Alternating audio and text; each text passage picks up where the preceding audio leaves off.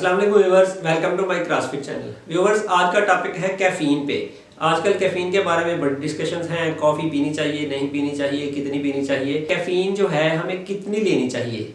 Caffeine की medically जो recommendation है वो 300 mg है, 300 मिलीग्राम। मतलब ये कि 3 ग्राम आप डेली कैफीन ले सकते हैं, इससे ज़्यादा लेनी ख़तरनाक है। अब ये है कि वो 3 ग्राम कितना बनेगा, वो ये नहीं कि आप पत्ती को तोड़ लें या आप जो कॉफ़ी पीते हैं उसको तोड़ लें, इस तरह नहीं होगा। आप जो भी फूड खाएंगे वो मैं आपको बताता हूँ कि किन किन फूड्स में आपको कैफीन मिलेगी।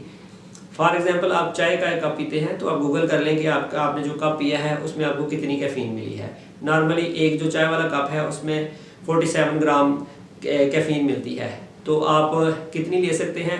300 मिलीग्राम तक ले सकते हैं। मीन्स के राउंड अबाउट आप 4-5-6 कप तक जो है, छोटा कप, मग नहीं मैं कह रहा, वो आप चाय का पी सकते हैं। अगर आप कॉफ़ी की बात करते हैं या ब्लैक कॉफ़ी की बात करते हैं तो वो 2 सर्विंग इनफ है, यानी कि 2 कप बहुत होते हैं आपकी जो कॉफ़ी की नीड है। अब ये है कि ये आप थोड़ा सा इसको ज़हन में रखिएगा कि 300 mg जो है 300 मिलीग्राम आपकी जो डेली की नीड है, इसको आपने थोड़ा सा ज़हन में रखना है। आपने 300 मिलीग्राम जो कैफीन है वो आपने डेली लेनी है, इससे ऊपर नहीं जाना। अब आप ये देख लें कि किन फूड्स में आपको कैफीन मिलेगी। नंबर 1, जो हम चाय पीते हैं उसमें कैफीन है, जो हम कॉफ़ी पीते हैं उसमें कैफीन है, जितने भी कोल्ड ड्रिंक्स आपको बाज़ार में मिलते हैं, जितने एनर्जी ड्रिंक्स मिलते हैं, वो रेड बुल है या कोई भी नाम के हैं, स्टिंग की बोतल है, उसमें सबसे ज़्यादा कैफीन है। तो जितने भी आप कोल्ड ड्रिंक्स या कार्बोनेटेड वाटर पीते हैं उनमें कैफीन डाली जाती है। तो जब आप इस तरह की कोई भी चीज़ लेते हैं तो उसमें आप देखें, उसकी बैक फ्लिप पे चेक कर लें, आप गूगल कर लें कि इस जो आपने कोक पी है या आपने स्टिंग पी है तो उसमें आपको कितने मिलीग्राम कैफीन मिली है। इसके अलावा बहुत ज़्यादा मेडिसिन्स में भी कैफीन यूज़ होती है, तो वो एक मेडिकल पर्पज़ के लिए है, इसलिए उस पर ज़्यादा बहस करने की ज़रूरत नहीं है। बहुत ज़्यादा केसेस हैं जिनमें कैफीन ट्रीट करती है, हेडेक वगैरह के लिए यूज़ होती है, तो वो एक रूटीन का ट्रीटमेंट है, इसलिए उसमें ज़रूरत नहीं कि कितनी लेनी चाहिए कितनी नहीं। आप ये समझें कि जो आपने रूटीन में इंटेक रखनी है वो 300 मिलीग्राम से ज़्यादा नहीं होनी चाहिए। अच्छा, तो व्यूअर्स, ये जो कैफीन है अगर हम लेते हैं अपनी जितनी क्वांटिटी हमें बनती है तो उसका क्या फ़ायदा होगा, ये समझ लें। अगर हम प्रॉपर उतनी ही कैफीन लेते हैं जितनी हमें लेनी चाहिए, 300 मिलीग्राम, तो सबसे पहले ये आपके वेट लॉस में बहुत ज़्यादा हेल्पफुल होती है। सेकंड वन ये है कि ये लॉन्ग टर्म मेमोरी को बूस्ट करती है, आपकी याददाश्त को बहुत अच्छा बना के रखती है। इसका एक बेनिफिट ये भी है कि ये आपके जिगर के लिए, आपके गले के लिए और आपके मुंह के कैंसर में बहुत ज़्यादा हेल्पफुल होती है।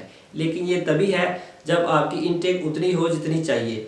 तो व्यूअर्स, ये बॉडी में अलर्टनेस पैदा करती है, आपका फोकस बढ़ाती है, आपके वर्कआउट्स की एफिशिएंसी है वो भी बढ़ती है इसके साथ। इसके अलावा आपको लो ब्लड प्रेशर में बहुत ज़्यादा हेल्पफुल है। जिनके ब्लड प्रेशर लो हो जाते हैं, अगर वो कैफीन लेते हैं, जिनको बहुत ज़्यादा बिला वजह नींद आ रही होती है, जो ट्रैवल्स में होते हैं, उनके लिए बड़ी हेल्पफुल है। कैफीन आपके ब्रेन रिसेप्टर्स को एक्टिवेट कर देती है, ठीक है जी। आपका जो सेंट्रल नर्वस सिस्टम है उसको एक्टिवेट करती है, आपकी तबीयत को फ्रेश कर देती है। तो व्यूअर्स, जो लोग कैफीन से एलर्जिक हैं उनको ये चाहिए कि वो कैफीन की इनटेक ना लें। फॉर एग्जांपल, उनको अगर कैफीन लेने से एलर्जीज हो जाती हैं, खारिश का मसला बनता है या उनका स्टमक अपसेट होता है, तो उनको कैफीन वाली फूड्स नहीं लेनी चाहिए। उसके अलावा ये है कि आम आदमी जो आप रूटीन में कैफीन यूज़ करते हैं उनकी जो इनटेक है वो 300 मिलीग्राम होगी। जो प्रेग्नेंट लेडीज़ हैं उनके लिए इसकी रिकमेंडेड डोज जो है वो 100 मिलीग्राम बनती है, मतलब वो एक 100 मिलीग्राम से ऊपर नहीं जाएंगी। तो इधर जो लोग कैफीन को बहुत ज़्यादा यूज़ करते हैं उनको क्या साइड इफ़ेक्ट्स हो सकते हैं वो थोड़ा समझ लें, फिर मैं आपको इसकी टाइमिंग्स बताने की कोशिश करूँगा कि किस टाइम इसको लेना चाहिए। अगर आप बहुत ज़्यादा कैफीन की इनटेक रखते हैं तो सबसे पहला मसला आपको ये होगा कि आपकी नींद उड़ जाएगी, आपको नींद बहुत ज़्यादा कम आएगी, आपका स्टमक अपसेट रह सकता है, आपको स्ट्रेस हो सकता है, आपको एंग्जाइटी हो सकती है, आपको नर्वसनेस हो सकती है, आपकी जो बिना वजह की वो सोचें जो आप नहीं सोचना चाह रहे वो भी आनी शुरू हो जाती हैं, क्योंकि आपके ब्रेन रिसेप्टर्स एक्टिवेट हो जाते हैं और बहुत ज़्यादा वहम ख्याल सोचें आनी शुरू हो जाती हैं। तो आप अपनी कैफीन की इनटेक उतनी ही रखें ताकि आपका ब्रेन रिलैक्स पोजीशन में रहे।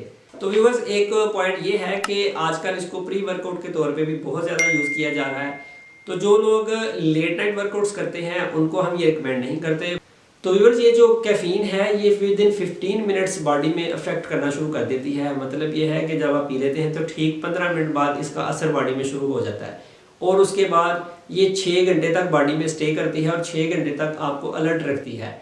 जो लोग कैफ़ीन को यूज़ करते हैं या कॉफ़ी वगैरह पीते हैं, हम उनको ये रिकमेंड करते हैं कि आप असर के बाद यानी कि 5-6 बजे के बाद बिल्कुल भी कॉफ़ी या चाय कोशिश करें कि कम से कम लें।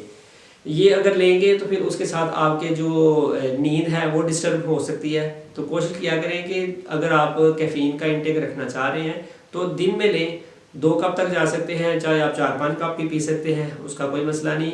चाय या कॉफ़ी से आपकी जो कैलोरी पे इफेक्ट जाएगा, अभी हम उस पर डिस्कस नहीं कर रहे। हम आपको ये भी नहीं कह रहे कि आप चाय बहुत ज़्यादा पीनी शुरू कर दें, क्योंकि जो चाय हम पीते हैं उसमें मिल्क भी है, चीनी भी है, तो वो कैलोरी कहाँ से कहाँ ले जाएगी वो अलग टॉपिक है। लेकिन आपने ये जो कैफ़ीन है उसकी इनटेक के हवाले से आप 4-5 कप पी सकते हैं, लेकिन कोशिश करें कि इसकी लिमिट को जितना थोड़ा रखें ताकि आपको बाद में आने वाले वक्त में असाबी मसाइल ना हो। तो thanks for watching my CrossFit channel. Take care. अल्लाह हाफिज़।